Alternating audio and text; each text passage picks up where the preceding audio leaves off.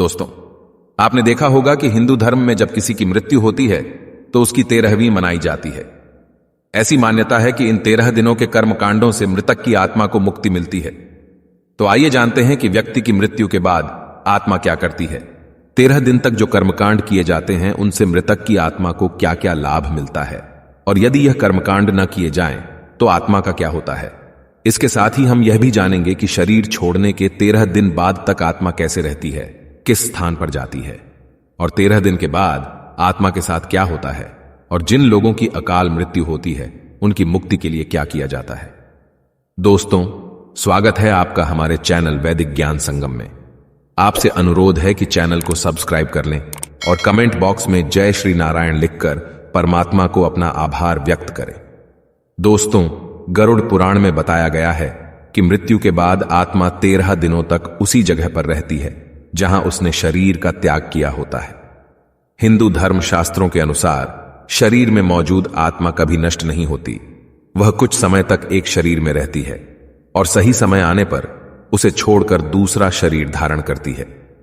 मृत्यु के तुरंत बाद जीवात्मा को अजीबोगरीब अनुभवों से होकर गुजरना पड़ता है जो आत्मा के लिए दुखद और कष्टदायी होते हैं। गरुड़ पुराण के अनुसार मृत्यु के बाद आत्मा शरीर से निकलकर कुछ देर तक अचेत अवस्था में रहती है, लेकिन कुछ ही पल में आत्मा सचेत हो उठकर खड़ी हो जाती है। वर्षों तक उस शरीर में रहने के कारण आत्मा को शरीर से मोह बना रहता है। आत्मा कोशिश करती है कि वो फिर से अपने शरीर में प्रवेश कर जाए, लेकिन यम के दूत उसे शरीर में प्रवेश नहीं करने देते। दुखी होकर आत्मा कभी अपने मृत शरीर को देखती है तो कभी अपने संबंधियों को देखकर उनसे बात करना चाहती है, लेकिन कोई भी उसकी आवाज सुन नहीं पाता। धीरे धीरे व्यक्ति की आत्मा यह स्वीकार कर लेती है कि अब मृत्यु लोक से जाने का वक्त हो चुका है। जब दाह संस्कार की क्रिया पूरा कर मृतक के परिजन शरीर को त्याग देते हैं, तब जाकर आत्मा का मोह कमजोर होता है और वो मृत्यु लोक से विदा होने के लिए तैयार हो जाती है। दोस्तों, गरुड़ पुराण में यह लिखा है कि मृत्यु के तुरंत बाद यमदूत आत्मा को लेकर यमलोक जाते हैं और कुछ प्रहर के बाद ही वापस मृत्यु लोक में छोड़ जाते हैं। 13 दिन तक आत्मा अपने परिजनों के आसपास इसी मृत्यु लोक में रहती है।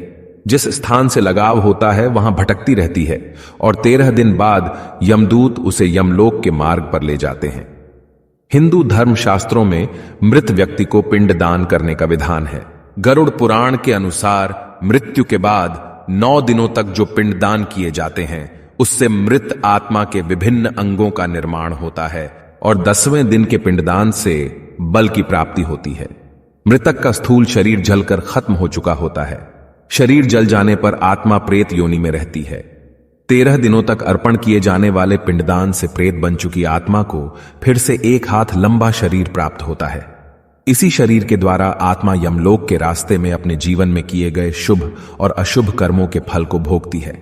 पिंडदान से आत्मा को बल मिलता है और वो अपने पैरों पर चलकर मृत्युलोक से यमलोक तक की यात्रा पूरी करती है। मृतक के परिजनों द्वारा जो पिंडदान किए जाते हैं वो ही मृतात्मा को भोजन के रूप में प्राप्त होता है। गरुड़ पुराण में स्पष्ट लिखा है कि जिस मृतक के नाम से पिंडदान नहीं किया जाता उसे प्रेत योनि में ही रहना पड़ता है। उसी प्रेत योनि में वह कई वर्षों तक निर्जन वन में दुखी होकर इधर उधर घूमता रहता है। उनका उद्धार नहीं होता। इसलिए मृतक की आत्मा की शांति के लिए पिंडदान बहुत जरूरी माना गया है। जिन व्यक्तियों की अकाल मृत्यु होती है, गरुड़ पुराण में उनकी आत्मा की शांति के लिए भी उनके निमित्त पिंडदान करने के लिए कहा गया है।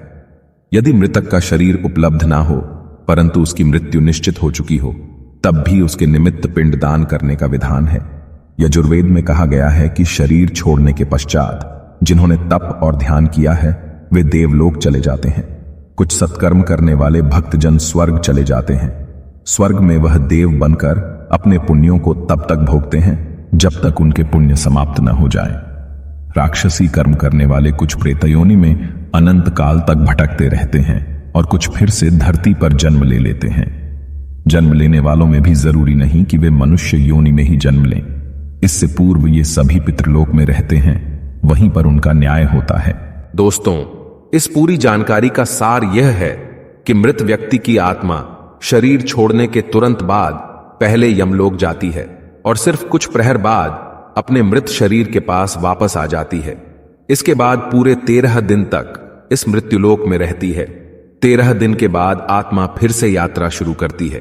यात्रा शुरू करते समय 3 अलग अलग मार्ग होते हैं। एक मार्ग स्वर्ग ले जाता है, दूसरा नर्क और तीसरा पितृलोक के लिए है। व्यक्ति के कर्म के अनुसार देवदूत इन मार्गों पर आत्मा को ले जाते हैं। आत्मा की गति के बारे में आपके क्या विचार हैं? कमेंट बॉक्स में जरूर बताइए। दोस्तों, आशा करते हैं कि आपको हमारी यह कोशिश पसंद आई होगी। अगर हमारा प्रयास सफल रहा हो तो प्लीज वीडियो को लाइक कीजिए और ऐसे ही वीडियोस को देखने के लिए हमारे चैनल वैदिक ज्ञान संगम को सब्सक्राइब करें। सर्वे शुभम भवतु। आइए मिलते हैं अगली वीडियो में।